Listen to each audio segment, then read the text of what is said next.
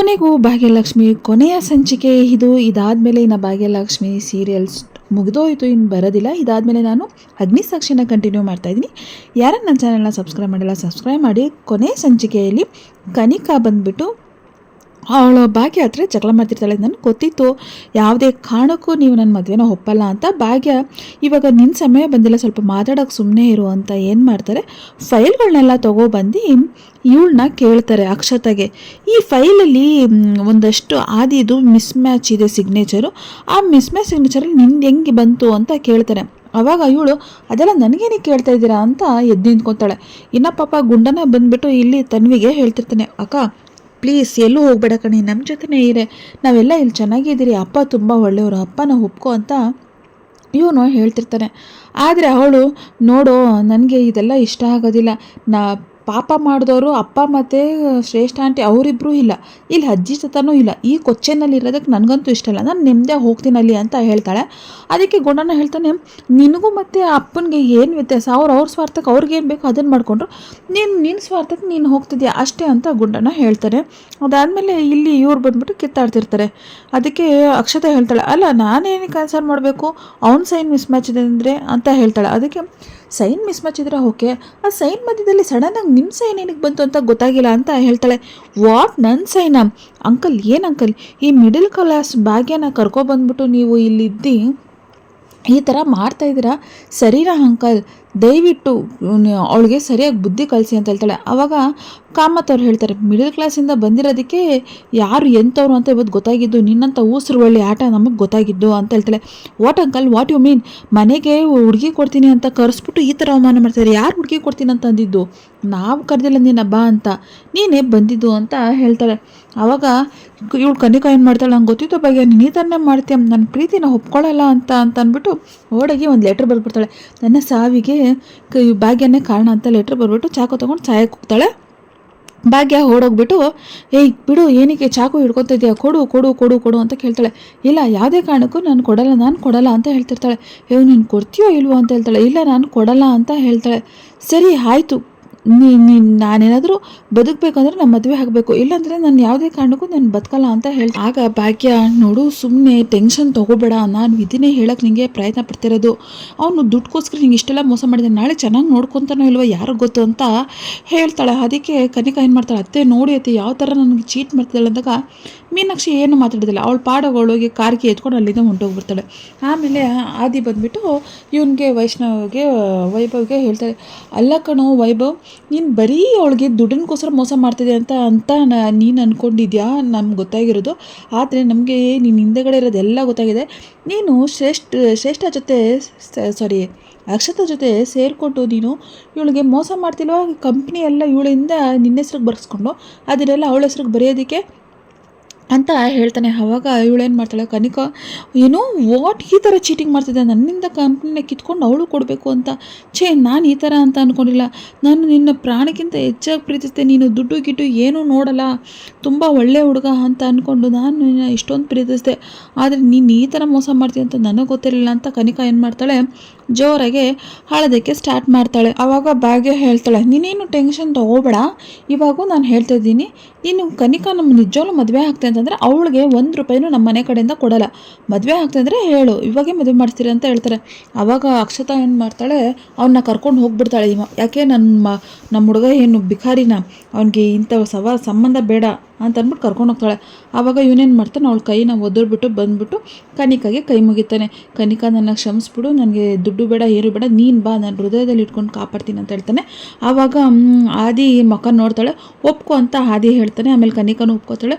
ಭಾಗ್ಯಗೆ ಅದಕ್ಕೆ ಅಂತ ಮನಸ್ಫೂರ್ತಿಯಾಗಿ ಕರಿತಾಳೆ. ಮನಸ್ಫೂರ್ತಿಯಾಗಿ ಅದಕ್ಕೆ ಅಂತ ಕರ್ಬಿಟ್ಟು, ಅದಕ್ಕೆ ನಿಜಲ್ಲೂ ಕ್ಷಮಿಸ್ಬಿಡಿ, ನಾನು ನಿಮಗೆ ಎಷ್ಟೆಲ್ಲ ನೋವು ಕೊಟ್ಟೆ, ಆದರೂ ಕೂಡ ನನ್ನ ಜೀವನ ಚೆನ್ನಾಗಿರಬೇಕು ಅಂತ ನೀವು ಇಷ್ಟೆಲ್ಲ ಮಾಡಿದ್ರಿ ಅಂತ ಹೇಳ್ತಾರೆ. ಆಮೇಲೆ ಅವ್ರ ಲವ್ ಎಲ್ಲರೂ ಒಪ್ಕೋತಾರೆ. ಆಮೇಲೆ ಇನ್ನೇನು ನೆಕ್ಸ್ಟ್ ಎಂಗೇಜ್ಮೆಂಟ್ ಮಾಡಿ ಮದುವೆ ಮಾಡಿಬಿಡೋದೆ ಅಂತ ಹೇಳ್ತಾರೆ. ಇವನ್ನೇನು ಮಾಡ್ತಾನೆ ಗುಂಡಣ್ಣ, ಆಂಟಿ ಇನ್ನು ನಿಮ್ಮ ಮೇಕಪ್ ಕಿಟ್ ಎಲ್ಲ ತೊಗೊಂಡು ನಾನು ಎಲ್ಲ ಯೂಸ್ ಮಾಡ್ಕೋದಾಗ ಎಲ್ಲ ತೊಗೊಂಡು ಯೂಸ್ ಮಾಡ್ಕೊ, ನನಗೆ ತುಂಬ ಖುಷಿ ಅಂತ ಹೇಳ್ತಾನೆ. ಅದಾದಮೇಲೆ ಹಿಂಗೆಲ್ಲರೂ ನೋಡ್ತಿರ್ಬೇಕಾದ್ರೆ ಅಲ್ಲಿ ತನ್ವಿ ಇರಲ್ಲ, ತನ್ವಿ ಎಲ್ಲೋ ಹೊಂಟೋಗ್ಬಿಡ್ತಾಳೆ.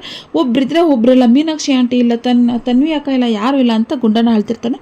ಅಷ್ಟರಲ್ಲಿ ಕುಸುಮನ ಕರ್ಕೊಂಡು ಬರ್ತಾಳೆ ಮೀನಾಕ್ಷಿನೂ ಮತ್ತು ಭಾಗ್ಯ. ಇಬ್ಬರು ಬಂದುಬಿಟ್ಟು ಫುಲ್ಲು ಖುಷಿಯಾಗೆ ತಪ್ಕೊತಾಳೆ ಇವಳು ಕುಸುಮ ಬಂದ್ಬಿಟ್ಟು ಗುಂಡಣ್ಣಂಗೆ, ಗುಂಡಣ್ಣ ಹ್ಯಾಪಿ ಬರ್ಡೇ ಅಂತ.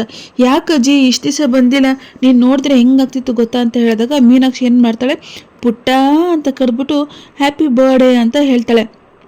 ಬಟ್ ಓಕೆ, ಮೀನಾಕ್ಷಿ ಚೇಂಜ್ ಆಗಿದ್ದು, ಬಟ್ ಮೀನಾಕ್ಷಿ ಏನಕ್ಕೆ ಆ ಥರ ಆಡ್ತಿದ್ಲು ಅನ್ನೋದೇ ನಮಗೆ ಗೊತ್ತಿಲ್ಲ. ಅಲ್ಲಿಗೆಲ್ಲ ಮುಚ್ಚಿಬಿಟ್ರು.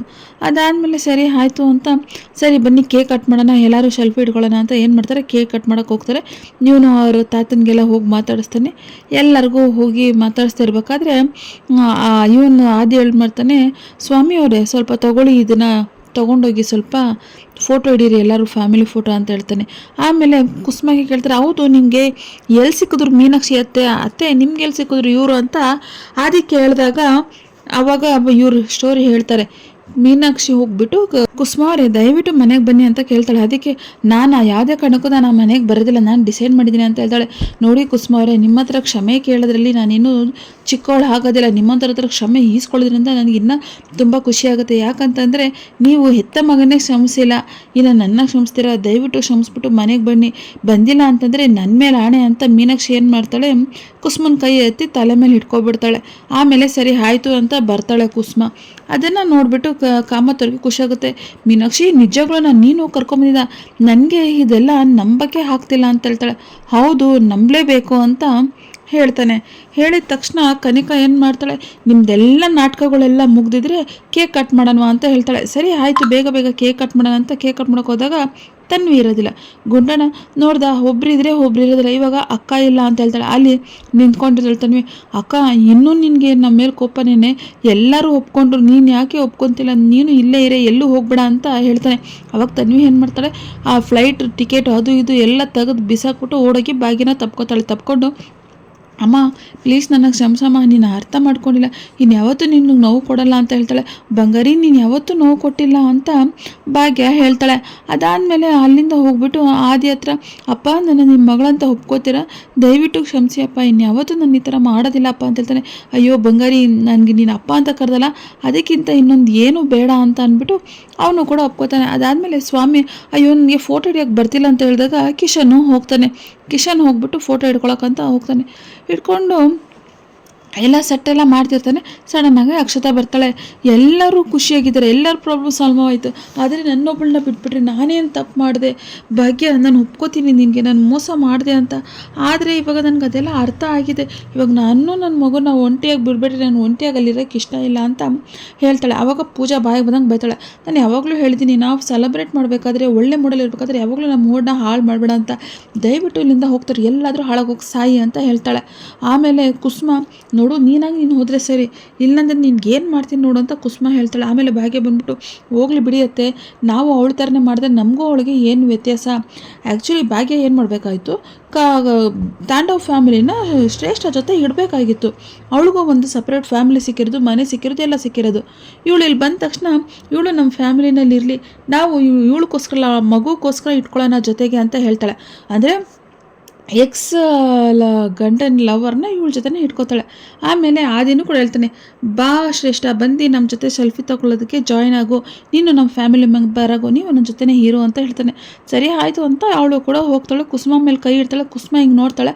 ಆಮೇಲೆ ಸಾರಿ ಅತ್ತೆ ಅಂತಾಳೆ. ಪರವಾಗಿಲ್ಲ ಕೈ ಹಾಕು ಅಂತ ಕುಸುಮ ಇವಳು ಶ್ರೇಷ್ಠ ಮೇಲೆ ಕೈ ಹಾಕ್ಕೊಂಡು ಇಬ್ಬರು ಕೂಡ ನಗಾಡ್ಕೊಂಡು ಖುಷಿಯಾಗಿ ಫೋಟೋ ಹಿಡ್ಸ್ಕೊತಾರೆ. ಎಲ್ಲರೂ ಕೂಡ ಫೋಟೋ ಹಿಡ್ಸ್ಕೊತಾರೆ. ಅಲ್ಲಿಗೆ ಇವತ್ತು ತನ್ಮಯ ಬರ್ತಡೇನೂ ಮುಗಿಯುತ್ತೆ, ಭಾಗ್ಯಲಕ್ಷ್ಮಿನೂ ಮುಗಿಯುತ್ತೆ. ನೆಕ್ಸ್ಟು ಅಗ್ನಿಸಾಕ್ಷಿ ಕಂಟಿನ್ಯೂ ಮಾಡ್ತೀನಿ, ದಯವಿಟ್ಟು ಸಪೋರ್ಟ್ ಮಾಡಿ ನೋಡೋಣ ಇನ್ನು ಅಗ್ನಿಸಾಕ್ಷಿನಲ್ಲಿ ಯಾವ ಥರ ತೊಗೊಂಡೋಗ್ತಾರೆ ಸೀರಿಯಲು ಅಂತ. ಸೊ ನಿಮಗೇನು ಅನ್ನಿಸ್ತು? ನನಗೇನೋ ತಾಂಡವ್ ಇಲ್ದರೆ ಎಂಡಿಂಗ್ ಆಗಿತ್ತು, ಒಂಚೂರು ಇಷ್ಟ ಆಗಿಲ್ಲ, ತಾಂಡವ್ ಇರಬೇಕಾಗಿತ್ತು. Thank you.